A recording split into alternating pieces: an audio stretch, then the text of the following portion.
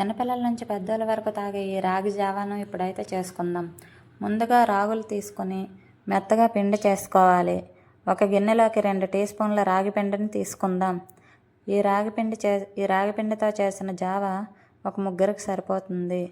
ఇప్పుడు ఇందులో నీళ్ళు కొంచెం కొంచెం వేసుకొని కలపండి. పిండి ముద్దలు లేకుండా ఇలా బాగా కలిపాక మళ్ళీ ఇందులో 2 గ్లాసులను యాడ్ చేసుకుందాం.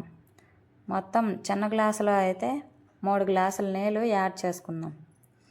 చిన్న గ్లాస్తో పిండి పలచగా కలిపాక స్టవ్ పై పెట్టి ప్రిపేర్ చేసుకుందాం. జావ మరగడానికి ఎలాగే వదిలేస్తే పిండి కింద ముద్దలుగా కట్టేస్తుంది. కాబట్టి మధ్య మధ్యలో కలుపుతూ జావను మరిగించాలి. ఇది 3 నుంచి 4 నిమిషాల్లో జావ మరగడం స్టార్ట్ అవుతుంది. ఇలా మామూలుగా పైన వచ్చిన నొరగ అన్నది ఉంటుంది కదా, దీన్ని తీసేద్దాం. ఈ జావ కాస్త చిక్కపడే వరకు 3-4 నిమిషాలు మరిగించాలి. జావ కాస్త చిక్కపడ్డాక స్టవ్ ఆఫ్ చేయండి.